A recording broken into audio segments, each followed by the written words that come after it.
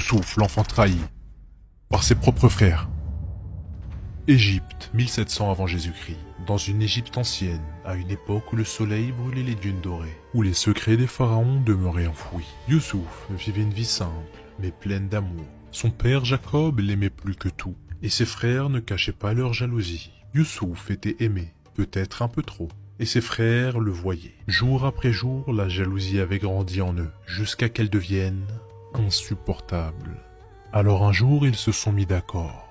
Ils l'emmenèrent loin, loin des yeux de leur père. La plaine était vaste et silencieuse, balayée par le vent. Les sourires avaient disparu. Un silence de plomb s'installa, et d'un coup, des mains l'ont saisi fermement. Il a lutté, crié, supplié, mais ils étaient trop nombreux. Il n'était qu'un enfant. Ils s'approchèrent d'un puits asséché depuis des centaines d'années.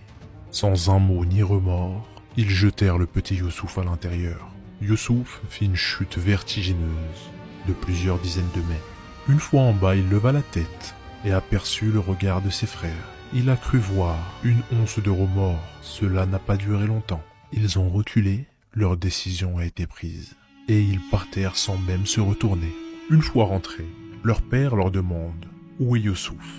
Le plus grand des frères approche et annonce à son père avec tristesse que son fils a été attaqué par un loup et lui tendit un vêtement rempli de sang, et lui annonce avec tristesse qu'ils n'ont rien pu faire pour le sauver.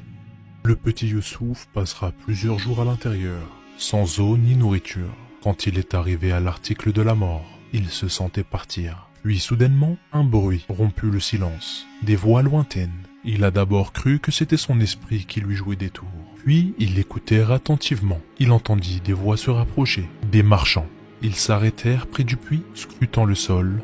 L'un d'eux se pencha pour voir. Son regard croisa directement celui de Youssouf dans l'ombre. L'enfant, à moitié évanoui, attrapa la corde que les marchands lui ont envoyée.